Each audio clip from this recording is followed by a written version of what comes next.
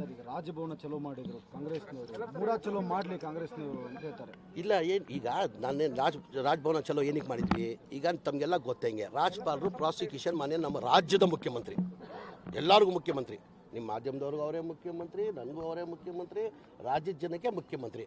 ಅವ್ರ ಬಗ್ಗೆ ಯಾರೋ ಜುಲೈದಲ್ಲಿ 26ನೇ ತಾರೀಕಿಗೆ ಒಂದು ದೂರು ಕೊಡ್ತಾರೆ, ಅಬ್ರಾಹಿಂ ಅಂತ ಹೇಳ್ಬಿಟ್ಟು ಒಂದು ದೂರು ಕೊಡ್ತಾರೆ. He is A private complaint ಅವನು ದೂರು ಕೊಡ್ತಾರೆ. ಅದೇ ದಿನ ಸಾಯಂಕಾಲ ನೋಟಿಸ್ ಸರ್ವ್ ಮಾಡಿ ನೀವು ಪ್ರಾಸಿಕ್ಯೂಷನ್ ಪರ್ಮಿಷನ್ ಕೊಡ್ತಿರಲ್ಲ ಸ್ವಾಮಿ. ನಾವು ಕೇಳ್ತಾ ಇರೋದೇನೆಂದರೆ ಅದಕ್ಕಿಂತ ಮುಂಚೆ ಲೋಕಾಯುಕ್ತ ಅವರು ನವಂಬರಲ್ಲಿ ಅಂದರೆ 8 ತಿಂಗಳ ಹಿಂದೆ ಲೋಕಾಯುಕ್ತ ಅವರು ನಮಗೆ ಕುಮಾರಸ್ವಾಮಿಗೆ ಪ್ರಾಸಿಕ್ಯೂಷನ್ಗೆ ಕೊಡಿ ಅಂತ ಕೇಳಿದ್ದಾರೆ. ಪ್ರಾಸಿಕ್ಯೂಷನ್ಗೆ ಕೊಟ್ಟಿಲ್ಲ. ಬರೀ ಕುಮಾರಸ್ವಾಮಿಗೆ ಮಾತ್ರ ಅಲ್ಲ, ಜೊಲ್ಲೆ ಅವರಿದ್ದಾರೆ, ನಿನಾರಿ ಅವರಿದ್ದಾರೆ, ಜನಾರ್ದನ್ ರೆಡ್ಡಿ ಅವರಿದ್ದಾರೆ, 4 ಜನಕ್ಕೆ ಕೊಟ್ಟಿಲ್ಲ. ಇದನ್ನ ಯಾವ ನ್ಯಾಯ ಸ್ವಾಮಿ? ಆಮೇಲೆ ಸಿದ್ದರಾಮಯ್ಯದಲ್ಲಿ ಪಾತ್ರ ಏನಿದೆ?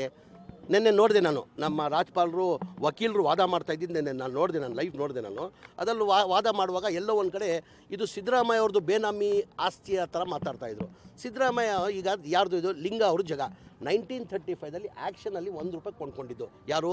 ಲಿಂಗ ಅವರು, ಲಿಂಗ ಅವರು ₹1 ಆ್ಯಕ್ಷನಲ್ಲಿ ಕೊಂಡ್ಕೊಂಡಿದ್ದು. ಅವಾಗ ಸಿದ್ದರಾಮಯ್ಯನೇ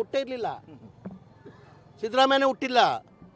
1935ದಲ್ಲಿ ಏನು ಲಿಂಗ ಅವರು DC ಆ್ಯಕ್ಷನ್ ಲ್ಯಾಂಡಲ್ಲಿ ಈ ಆಸ್ತಿಯನ್ನು ಆ್ಯಕ್ಷನಲ್ಲಿ ತೊಗೊಂಡ್ರು, ಆವಾಗ ಸಿದ್ದರಾಮಯ್ಯ ಹುಟ್ಟೇ ಇರಲಿಲ್ಲ.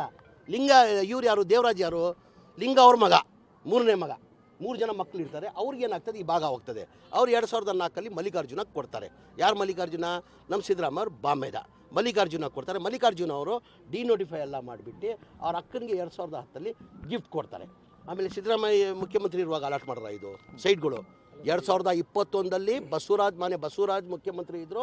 ಬಸವರಾಜ್ ಕಾಲದಲ್ಲಿ ಕೇಳಿ, ಬಸವರಾಜ್ ಅವರು ಮುಖ್ಯಮಂತ್ರಿ ಇದ್ದರು.